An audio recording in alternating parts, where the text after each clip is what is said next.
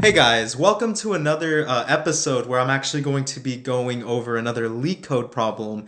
But today I'm actually going to be going over a tree, specifically a binary tree question.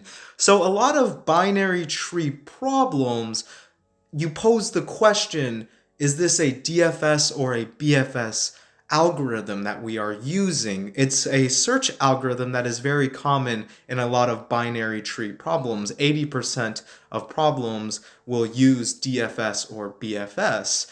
DFS has three different traversals. You have pre-order, in-order, and post-order traversal. And with BFS, level order traversal, you go from each level of the tree, and you use some sort of queue to utilize this sort of algorithm. In this case, I'm going to solve the problem maximum depth of a binary tree. Essentially, we want to get to the maximum depth starting from the leaf nodes all the way to the top root node here and see what the maximum depth is. When you look at these types of problems, you want to ask yourself the question, is it more effective if I use a DFS algorithm, BFS algorithm? A lot of the time you can use either one of the algorithms to solve these problems, but it's a matter of which one is easier to implement. In this case, because we're starting at the leaf node, you probably think like bottom up, right? We might want to use a DFS algorithm, some sort of recursion is put into play here. And that's exactly what I kind of like to do when I solve these problems. I have this example where we have a tree with nodes 1, 2, 3, and 4. When I draw out these problems, I think to myself, hey, what is the base case? So these null pointers here, these non-existent nodes, are the base cases. And obviously, when we look at the leaf, we know that the depth is going to be 1 for one node, but in the case of null, it's actually going to be 0. So that's our base case, 0. And when I think about these types of DFS algorithms, pre-order, in-order, post-order traversal, I think like which one is the most effective to use?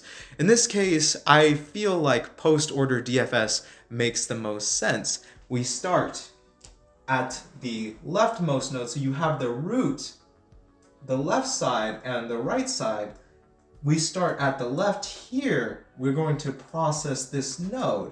So we look at its left and right pointers here, and we get the max value of these two null values. So null has 0, null has 0. We add 1 to it, we get a depth of 1 for this 2. So when we do the traversal, we'll traverse right and then traverse left. There is no node value here, it's null. We want to process the leftmost node first in post-order DFS. So we're going to process this node here, and we're going to look at its left and right pointers. So both are null. We get the max of these two, 0, and we add 1 to it. So this node 4 is going to have a depth of 1. And then we move up. This is the root node here, but technically the right side of this 1. So this will be the third node that we process. And then we ask ourselves the question, what is the max value of its left and right pointer? So null and 4 here, the max is going to be 1. We're going to add plus 1 to it, and this 3 is going to have a depth of 2. And now we have searched the left and right side of this root pointer here. So the left side of the tree, the right side of the tree. Similar with this 3, we searched the left side, well, the right side is null, and then we ended up with the root. So left side, right side, root. So we're going to ask ourselves the question, between these two nodes, which is the max value? The max value is going to be 2. We're going to add 1 to 2 to get a depth of 3. So when we do these traversals, it's very important to note that when we traverse the tree, it's different than the order of processing the nodes. So the first node that is processed is this 2 here. We traverse the tree, we go down. This left part of this 3 will be the second one that is processed.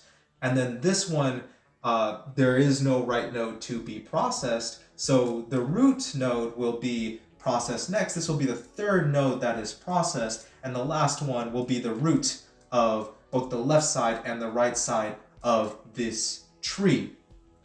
So we get a maximum depth of 3.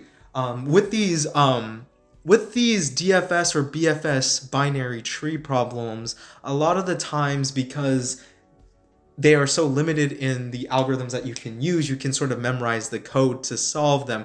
But understanding recursion, understanding how these algorithms work, drawing them out, drawing out the base cases, can give you a pretty solid intuition on how to actually solve these types of problems.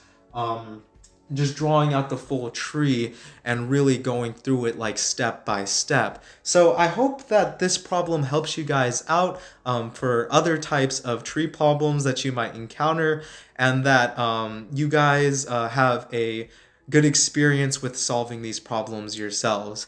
Thank you very much.